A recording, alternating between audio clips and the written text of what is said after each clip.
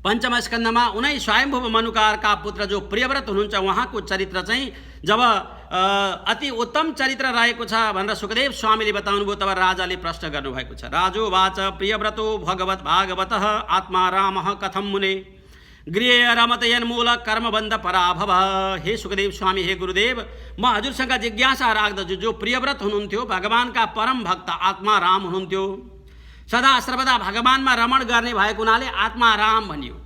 जसको आत्मामा, जसको हृदयमा सधैँभरि भगवानको दिव्य झलक झाँकी रहिरहन्छ त्यस्ता परमात्मा, त्यस्ता जो भगवानका परम भक्त हुनुहुन्थ्यो प्रियव्रत महाराज भने फेरि कसरी गृह रमतयन्मूल कर्मबन्ध पराभव, संसारमा मोह वासनामा फसेर भगवत भक्तिलाई भुलाउने खालको यो सांसारिक जीवन जो गृहस्थी जीवन छ, यस्तो गृहस्थी जीवनमा फेरि कसरी प्रवेश गर्नुभयो।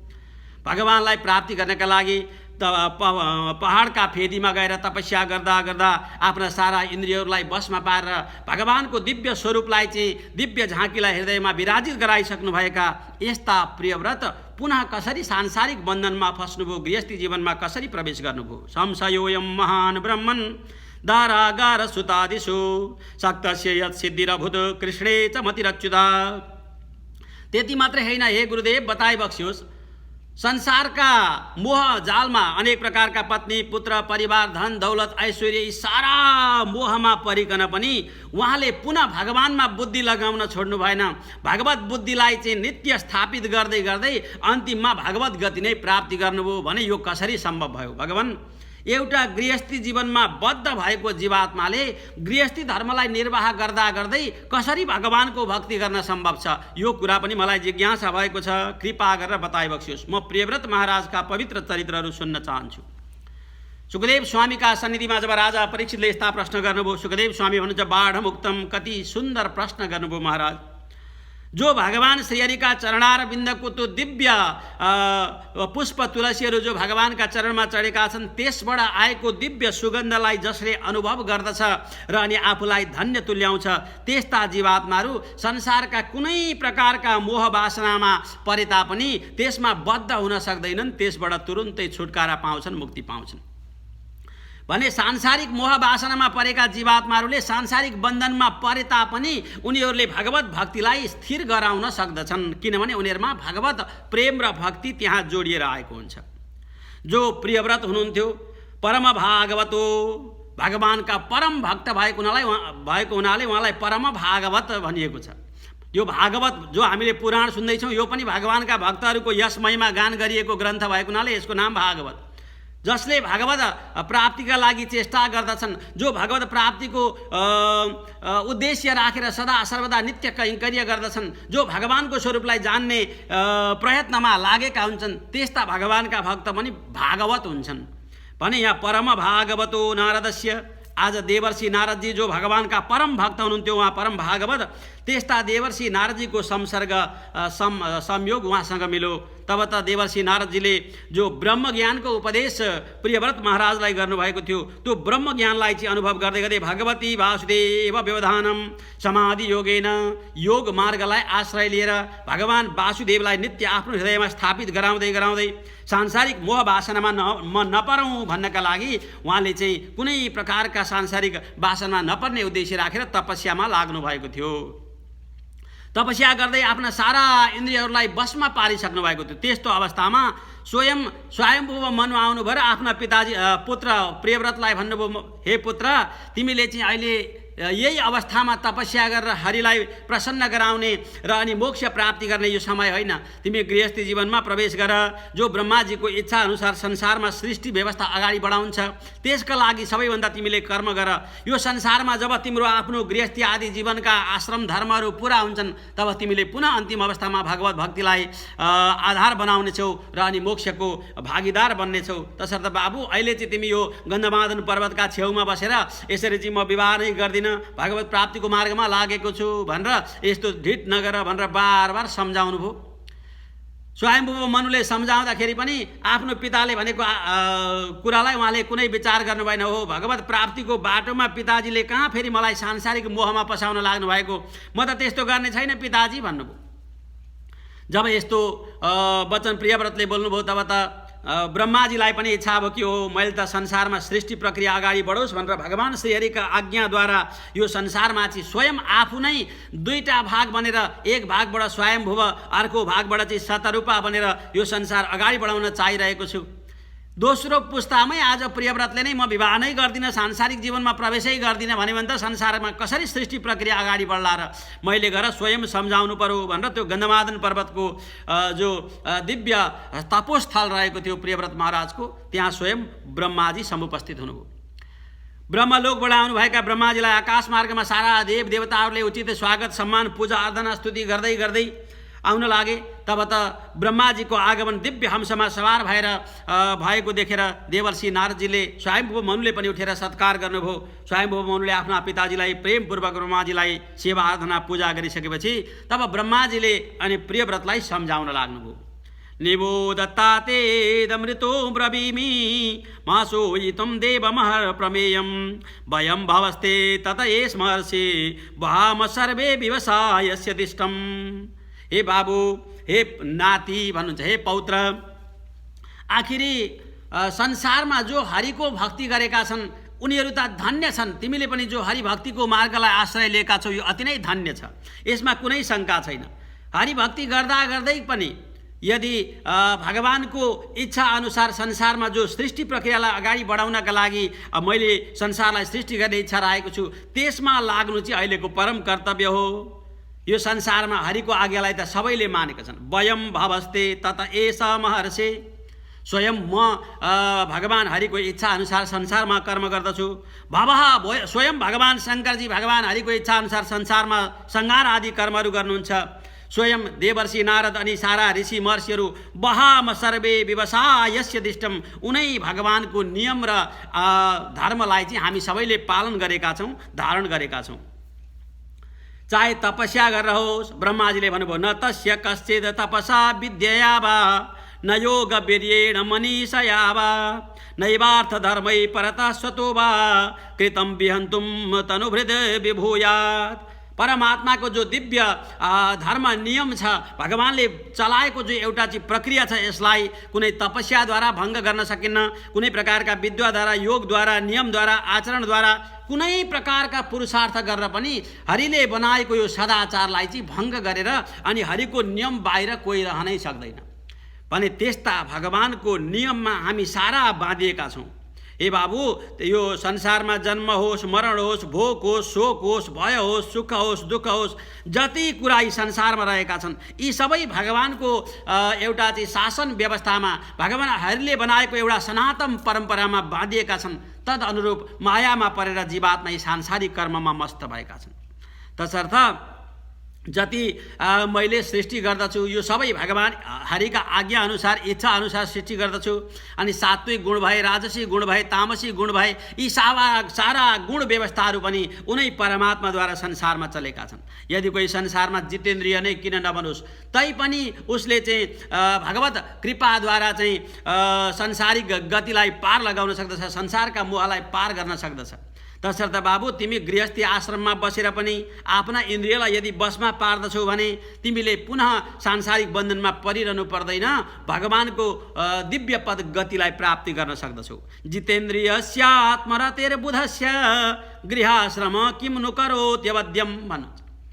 यदि इन्द्रियका बसमा यदि कोही पर्दैन भने, आफ्ना इन्द्रियहरूलाई विजय गर्ने क्षमता राख्दछ भने गृहस्थी जीवनमै प्रवेश गरेर गृहस्थी जीवनको सुख सम्पत्ति ऐश्वर्य भोगलाई भोग गर्दै गर्दै पनि त उसले मोक्ष प्राप्ति गर्न सक्दछ नि। तसर्थ तिमीले सारा इन्द्रियलाई विजय प्राप्ति गरिसकेका छौ। अब त गृहस्थी जीवनमा केही समय रमण गरे पनि पुनः तिमीले यो अवस्थालाई सिर्जना गर्न सक्दछौ र संसारबाट पार पाउन सक्दछौ। तसर्थ तिमी गृहस्थी जीवनमा प्रवेश गरेर सृष्टिको क्रमलाई अगाडि बढाऊ, बार बार ब्रह्माजीले सम्झाउन लाग्नुभयो।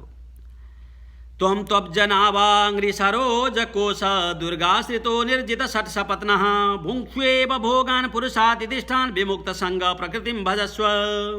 तसर्थ भगवान श्रीहरिको दिव्य अनुसन्धान गर्दै गर्दै तिमीले जब गृहस्थी जीवनमा प्रवेश गर्नेछौ तत्समयमा पनि तिमी संसारका मोह वासनालाई भोग गरेको अवस्थामा पनि तिमीलाई त्यो प्रति आसक्ति हुने छैन। अब त जो आफूसँग छ त्यसलाई भोग गर्ने, त्यसमा आसक्ति नगर्ने हो भनेदेखि त संसारका कुनै प्रकारका वस्तुले पनि व्यक्तिलाई बन्धनमा पार्न सक्दैन। व्यक्तिले त भोग पनि गर्छ र त्यही वस्तुमा आसक्ति लगाउँदछ, अनि त्यो नभएमा चाहिँ मेरो कुनै अस्तित्व नै छैन कि भन्ने सम्झन्छ। सारा धन सम्पत्ति छ, धन सम्पत्ति नभए त म त सकि नै हाल्छु होला, समाप्ति नै भइहाल्छु होला भन्छ, फेरि मैले सम्पत्ति कमाउन सक्छु नि भन्ने खालको एउटा इच्छा शक्ति उसले जगाउँदैन। अब त पति पत्नीको प्रेम ममतामा बाँधिएका छन्, बिछोड भयो भने त मेरो सारा समाप्ति नै होला भन्दछ। आखिरी संसारमा आएपछि बिछोड त एक दिन सबैको हुने निश्चित नै छ। पुत्र पौत्र आदिका मोह ममतामा बाँधिएको छ, यिनीहरू भएनन् भने त मेरो जीवनै समाप्ति होला भनेर त्यसमै आसक्ति गरिरहेको छ। आखिरी संसारमा कुनै वस्तु पनि त्यति धेरै आसक्ति गर्ने योग्य छैनन्। तसर्थ विमुक्त सङ्ग प्रकृतिम भजस्व, आसक्ति चाहिँ नगरिकन सांसारिक भोगलाई भोग गर। सारा शास्त्रहरूले भनेको के त भन्दा ब्रह्मचारी पनि बन, गृहस्थी पनि बन, वानप्रस्थी सन्यास, सबै संसारका जति भोग गर्ने कुरा भोग, तर त्यसमा आसक्ति नगर। विमुक्त सङ्ग भन्नुभयो ब्रह्माजीले। अब त स्वयं ब्रह्माजी नै आएर यस्ता प्रकारले उपदेश गरिसकेपछि त हुन्न म गर्दिनँ पिताजी भन्ने कुनै अवस्था रहेन। उहाँले भन्नुभयो हुन्छ हजुरको जो आज्ञा म गर्दछु प्रभु, यस्ता प्रकारले चाहिँ सुखदेव स्वामीले भन्नुहुन्छ। उहाँले शिर झुकाएर स्वीकार गर्न बाहेक अरू कुनै उपाय भएन। तब त स्वीकार गर्नुभयो। मनुरपे परेणैवं प्रतिसन्धित मनोरथ, ब्रह्माजी त्यहाँबाट अन्तर्ध्यान हुनुभयो, आफ्नो ब्रह्मलोकमा प्रस्थान गर्नुभयो। स्वयम्भुवलाई बडा आनन्द भयो। हिजोसम्म पुत्रले भनेको मानेको थिएन, गृहस्थी जीवनमा प्रवेश गर बाबु, संसारका भोगहरूलाई भोग गर अनि यो सृष्टिलाई अगाडि बढाऊ भन्दा मानेको थिएन। आज स्वयं ब्रह्माजीले आएर सम्झाइसकेपछि त स्वीकार गरौँ भने अब म पनि आफ्नो भारबाट चाहिँ मुक्त हुने भएँ, यो संसारलाई जो मैले भोग गरिरहेको छु अब पुत्रका काँधमा समर्पण गर्न पाउने भएँ भनेर स्वयम्भुव मनुलाई पनि बडा आनन्द भयो। तब त सबै संसारको भोग गर्ने जो राज्य व्यवस्थाहरू थियो उनै प्रियव्रतलाई समर्पण गर्नुभयो स्वयम्भुव मनुले, जो आफू चाहिँ त्यसबाट मुक्ति प्राप्ति गरेर भगवत गति प्राप्ति गर्नका लागि, भगवानको ध्यान पूजा आराधना गर्नका लागि तपस्यामा लिनु हुनुभयो। संसारको भोग गर्नलाई चाहिँ उहाँले अब विवाह गर्नु पर्यो। ब्रह्माजीको इच्छा नि यस्तै छ भने के गर्ने त भनेर स्वयं प्रजापति विश्वकर्माकी पुत्री हुनुहुन्थ्यो बरिष्मती नाम गरेकी। बरिष्मती नाम तस्या सुहभाव आत्मजान, बरिष्मतीसँग विश्वकर्मा नाम गरेका प्रजापतिकी पुत्री बरिष्मतीसँग विवाह गर्नुभयो। गृहस्थी जीवन प्रारम्भ भयो, जसद्वारा 10 पुत्र र 1 पुत्री जन्म भए। प्रियव्रत महाराजका जो 10 पुत्र हुनुहुन्थ्यो इन्द्र, इदमजिह्व, यज्ञबाहु, महावीर, हिरण्यरेत, घृतपृष्ठ, श्रवण, मेधातिथि, वितिहोत्र, कवयः, यस्ता प्रकारले 10 पुत्रहरू हुनुभयो। क्रमशः आग्निद्र, यज्ञजिह्व, यज्ञबाहु, महावीर, हिरण्यरेत, घृतपृष्ठ, श्रवण, मेधातिथि, वितिहोत्र र कवि, यी 10 पुत्रहरूमध्येमा जो वितिहोत्र हुनुहुन्थ्यो, कवि हुनुहुन्थ्यो र मेधातिथि नाम गरेका हुनुहुन्थ्यो, परम भक्त भन्नुभयो, सन्यासी भन्नुभयो। हामीहरू गृहस्थी जीवनमा प्रवेश गर्दैनौँ पिताजी भन्नुभयो। उहाँकी ऊर्जस्वती नाम गरेकी एक पुत्री पनि रहेकी थिइन्, जो ऊर्जस्वती नाम गरेकी पुत्री उषना शाह तापसो, उषना जो स्वयं ऊर्जस्वतीलाई चाहिँ शुक्राचार्यसँग विवाह गरेर दिनुभयो, जसद्वारा देवयानी नाम गरेकी पुत्री जन्म भइन्। महाराज प्रियव्रत की अर्की पत्नी हुनुहुन्थ्यो, जसद्वारा 3 पुत्रहरू जन्मेका। त्रय पुत्र आसन उत्तम तामस रैवत इति भन्नुहुन्छ। उत्तम, तामस र रैवत नाम गरेका दोस्री पत्नीद्वारा चाहिँ 3 पुत्रहरू जन्मिएका थिए। यिनीहरू मन्वन्तराधिपतय, पछि गएर यी 3 जना मन्वन्तरका अधिपतिहरू बने।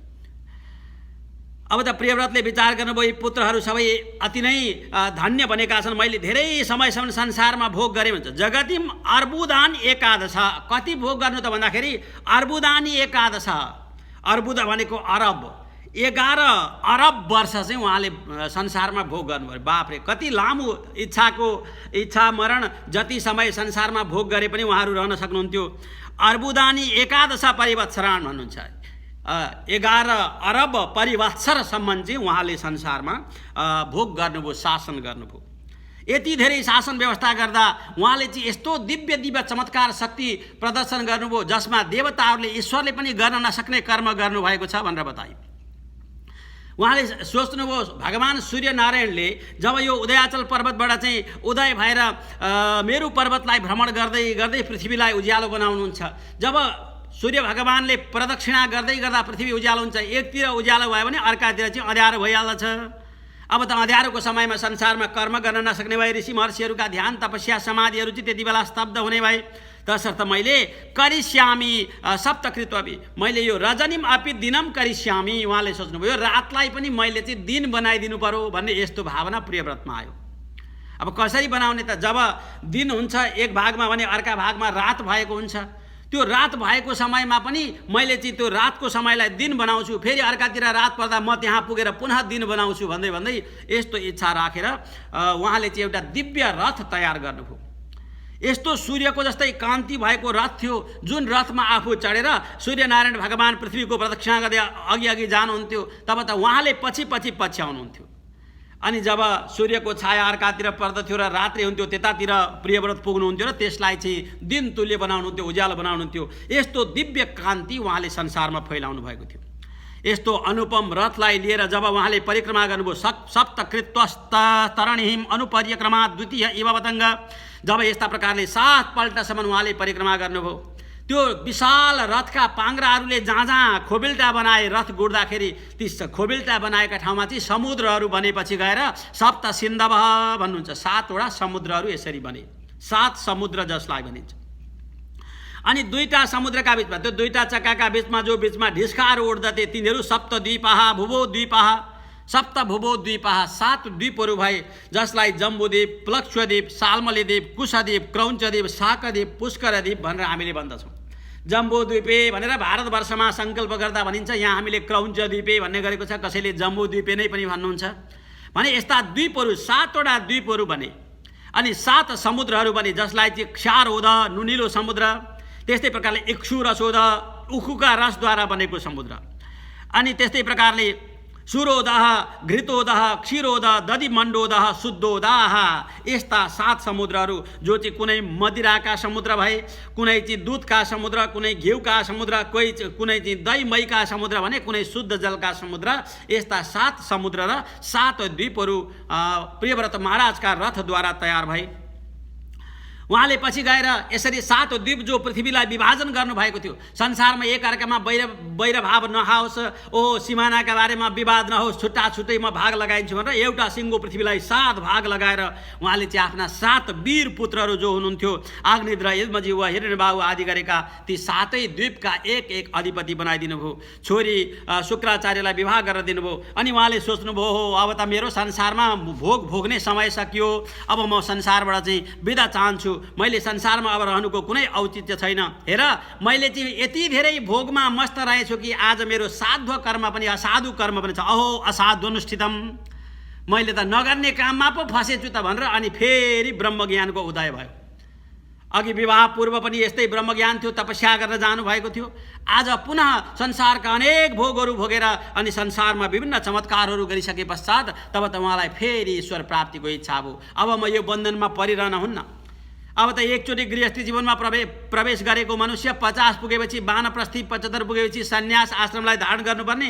गृहस्थी जीवनमा प्राण जाने बेलासम्म पनि मेरो घर, मेरो सम्पत्ति, मेरा पत्नी, पुत्र, परिवार भन्दै भन्दै राम नाम सत्य हुन्छ, तब संसारबाट चाहिँ नरकमा जाने हो। यदि समयको उत्तरार्ध हुँदै, आयुको उत्तरार्ध हुँदै जाँदाखेरि यदि उसले ईश्वरको भक्ति, पूजा आराधनाप्रति चाहिँ आफूलाई लगाउँदै जाने, ध्यान तपस्या मार्गमा प्रवेश गराउँदै जाने भने हरेक जीवात्माका कल्याण अवश्य हुन्छन्। उहाँले विचार गर्नुभयो, वनिताया विनोद मृगम माम देख देख इति। हेर, म त पत्नी, पुत्र आदि मोहमा फसेर, संसारका भोग राज्य आदिका मोहमा फसेर मैले चाहिँ आफूलाई एउटा चाहिँ फलमा रमण गरेको बाँदर जस्तो पो बनाएछु। हेर, धिक्कार होस् मेरो जीवन, अब त म अवश्य तपो मार्गमा लाग्दछु भनेर पुनः देवर्षि नारदजीका शरणमा जानुभयो। देवर्षि नारदजीले पुनः उहाँलाई चाहिँ ब्रह्मज्ञानको पवित्रतालाई उजागर गरिदिनु भयो, हृदयलाई पवित्र तुल्याइदिनु भयो। तब त उहाँको शुभ गति भयो। उहाँले तपस्या मार्गद्वारा आफूलाई चाहिँ भगवत प्रेममा, भक्तिमा लगाएर आफूलाई धन्य बनाउनु भयो भने उहाँले सिर्जना गरेका सारा पृथ्वीलाई भाग लगाएर 7 द्वीप जो बनाउनु भएको थियो, त्यसमा अग्निद्र, यज्मजीव आदि गरेका उहाँका 7 पुत्रहरूले भोग गर्न गए। अनि सुखदेव स्वामी भन्नुहुन्छ, प्रियव्रत महाराजको जो दिव्य चरित्र छ, ईश्वरले गर्न नसक्ने यस्ता यस्ता चरित्रहरू पनि उहाँले गर्नुभएको छ। संसारमा जति पनि लोकहरू रहेका छन्, जस्तो पातालदेखि स्वर्गसम्म मर्त्य लोकसम्म पनि उनै प्रियव्रत महाराजका दिव्य चरित्रहरू गान गरिन्छन्। यस्ता परम शक्तिशाली स्वयम्भू मनुका पुत्र प्रियव्रत हुनुहुन्थ्यो, जसको चाहिँ चरित्र श्रवण मात्रै गर्दाखेरि पनि भगवानमा भक्ति लाग्दछ, प्रेम लाग्दछ, श्रद्धा लाग्दछ भनेर सुखदेव स्वामीले राजा परीक्षितलाई उपदेश गरेको यो दिव्य चरित्र भक्तवृन्द हामीहरूले पनि यथामति श्रवण गऱ्यौँ। यसै प्रसङ्गमा म आजको कथालाई विराम गर्दछु। ओम नमो भगवते वासुदेवाय सच्चिदानन्दरूपाय विश्वोत्पत्त्यादि हेतवे तापत्रय विनाशाय श्रीकृष्णाय वयं नमः। वसुदेवसुतं देवं कंसचाणूरमर्दनं देवकी परमानन्दं कृष्णं वन्दे जगद्गुरुं। रामाय रामभद्राय रामचन्द्राय वेदसे रघुनाथाय नाथाय सीताय पतये नमः। यदक्षरपदभ्रष्टं मात्राहीनं तु यद्भवेत् तत्सर्वं क्षमतां देव प्रसीद परमेश्वर। हरि ओं तत्सत्पुराणपुरुषोत्तमाय नमः।